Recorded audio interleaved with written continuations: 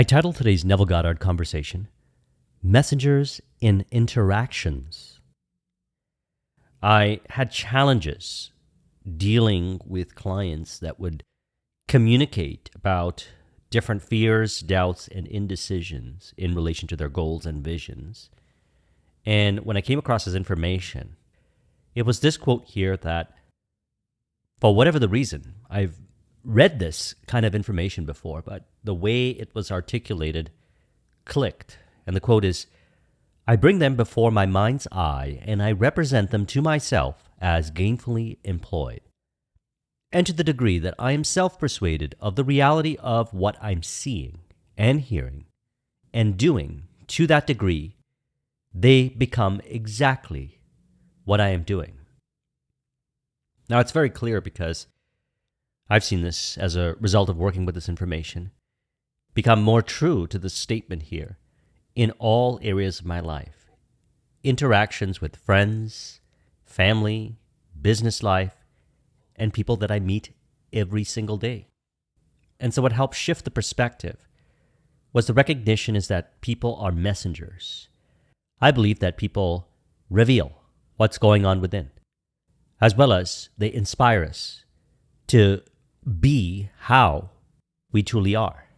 And when we engage with an interaction with someone, what we're looking for is a spirit of harmony-based outcome, one where they benefit, one that we benefit, and the relationship moves forward from the perspective of, and we can relate this over to the Dr. Millikan affirmation, which we discussed in last Sunday's video, mutual integrity and benefit.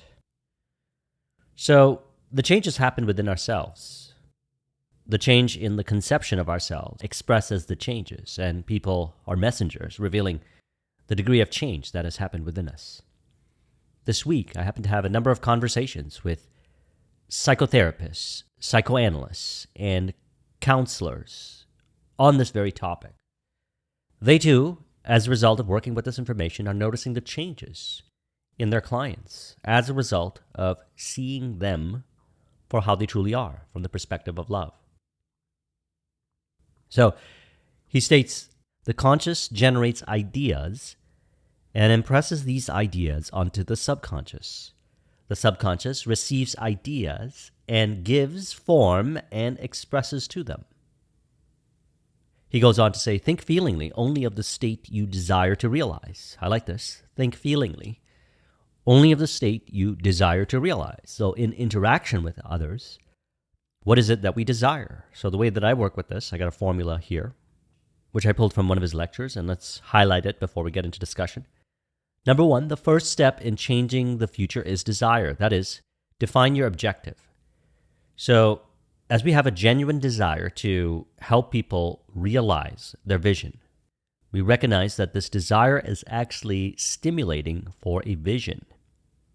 We allow the desire to stimulate the vision. Number two, construct an event which you believe you would encounter following the fulfillment of your desire. An event which implies fulfillment of your desire. So we enter into the state by imagining an ideal outcome for our clients, those that we deal with, our relationships, personal and business life, all areas of our life. We could do this with everyone that we come across each day.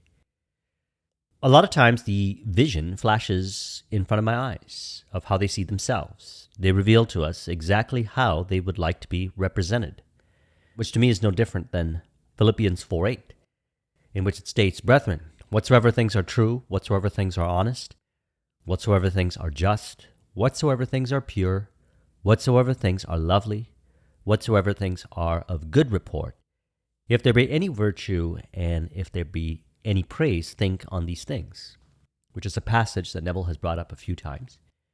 And so they communicate from this perspective. I see myself as gainfully employed, a certain level of results, or experiencing benefit in certain areas of my life.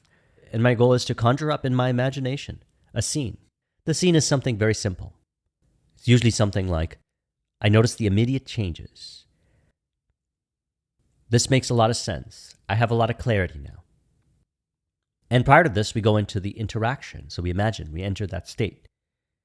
So we're thinking feelingly, as in, I imagine, I think that they are this way, and I feel it. It's the reality. As he says, think feelingly only of the state you desire to realize.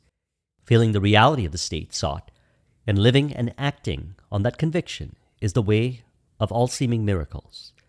All changes of expression are brought about through a change of feeling. A change of feeling is a change of destiny. All creation occurs in the domain of the subconscious. What you must acquire then is a reflective control of your operation of the subconscious. That is, control your ideas and feelings. So the opportunity then is found during the interaction. They could say whatever it is that they say to me. My goal is to maintain that state of mind. I take the responsibility. And so I have a lot of fun doing. This is what created the changes as a result of working with this information to a deeper degree, was to see it as fun. I got into a certain state of mind. My goal is whatever it is that they're communicating about themselves in relation to their challenges, fears, doubts, and indecision. I see them as that person that is their ideal now, which is reality in my imagination. And if for whatever the reason may be, they say something, and I react to it, and I notice that I enter into a different state of mind, I feel different in regards to their outcome. I recognize that I've entered into a different state of mind. I release from that identification, association with what they said, recognizing that I am the only suggester, that which I say I am too within. I am the suggester. I see the inner and outer as one. Reality is the affirmation in mind. The form and the formless are one, and they reflect accordingly. As you get better at it with practice, you'll notice that you'll automatically revert to it. Brethren, whatsoever things are true, whatsoever things are honest, whatsoever things are just, whatsoever things are pure, whatsoever things are lovely, whatsoever things are of good report, if there be any virtue, if there be any praise, think on these things. In relation to what they said, I think these things in regards, or I release from the identification to the thinking patterns, the emotional patterns that I'm demonstrating, that they're demonstrating, in which I'm forming conclusions inside, saying I am to that sequence and bringing myself into a different state of mind. I release it.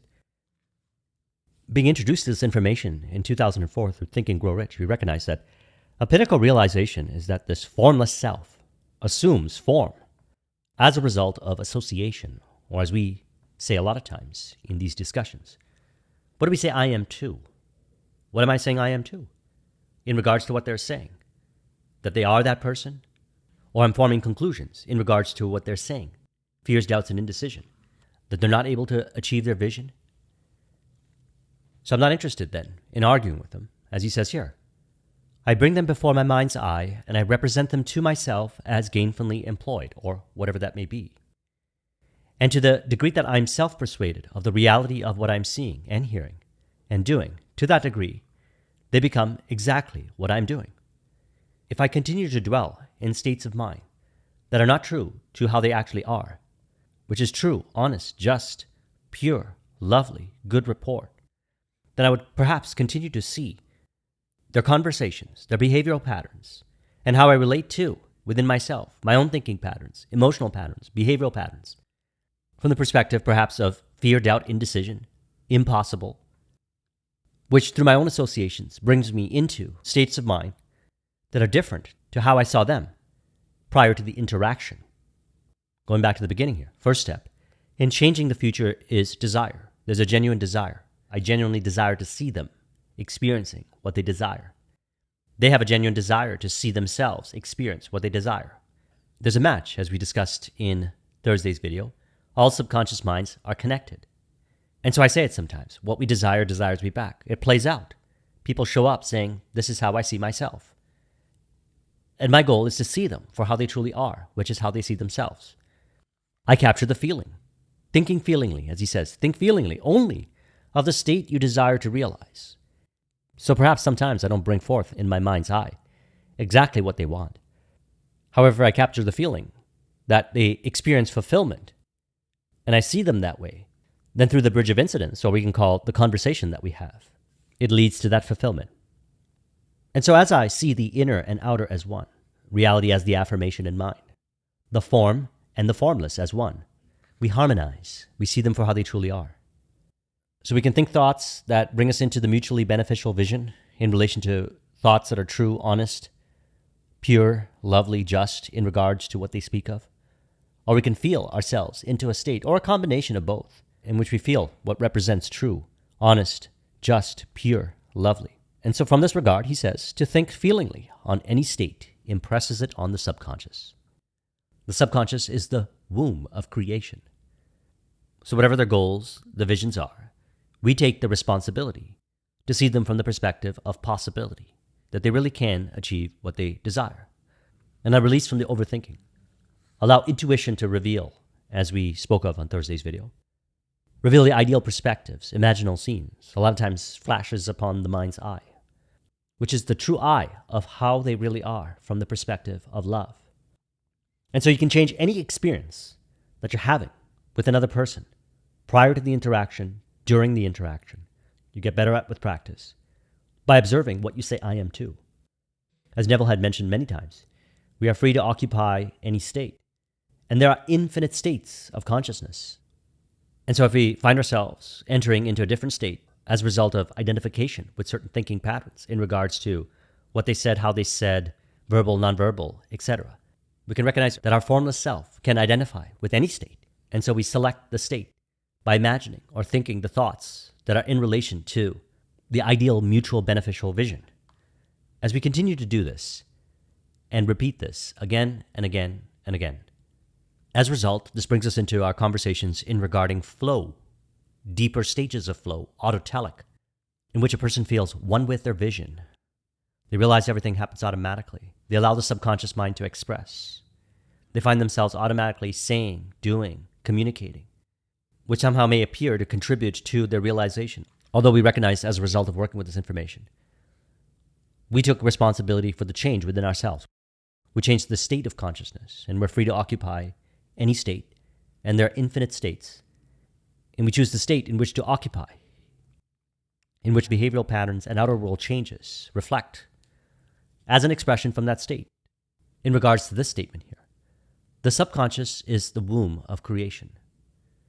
So prior to entering the conversation or the interaction or wherever we are, we go back to the beginning here.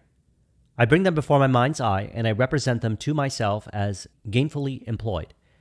And to the degree that I am self-persuaded of the reality of what I'm seeing and hearing and doing, to that degree, they become exactly what I'm doing, which represents who they truly are in relation to Philippians 4:8 here. Brethren, whatsoever things are true, whatsoever things are honest, whatsoever things are just, whatsoever things are pure, whatsoever things are lovely, whatsoever things are of good report, if there be any virtue, and if there be any praise, think on these things.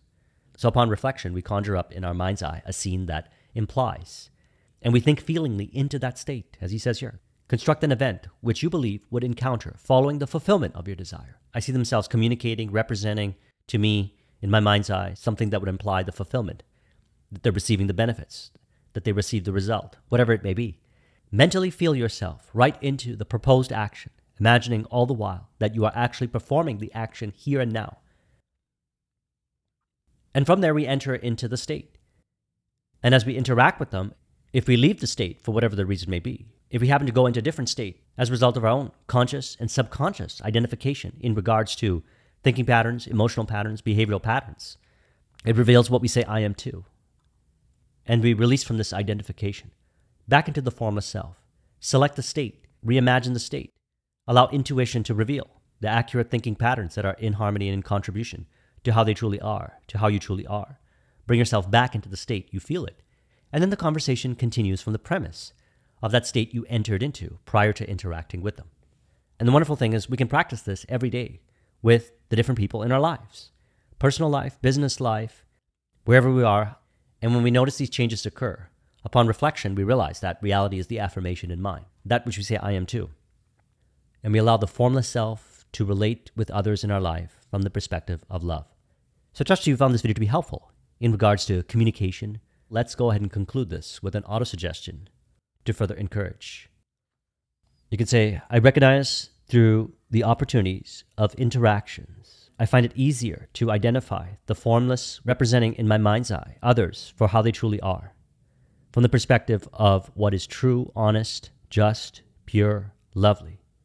Others show up to play out the theater of the changes that occurred within me, as I recognize that people are messengers revealing to me the state in which I occupy. In this regard, I value these interactions and opportunities to harmonize the inner and outer as one, from the perspective of my ideal state of mind of love, bliss, joy, in acknowledgement and association with how I truly am. If you would like a copy of this mind map, the link is in the description. Thank you very much for watching. I'll talk to you soon. Take care.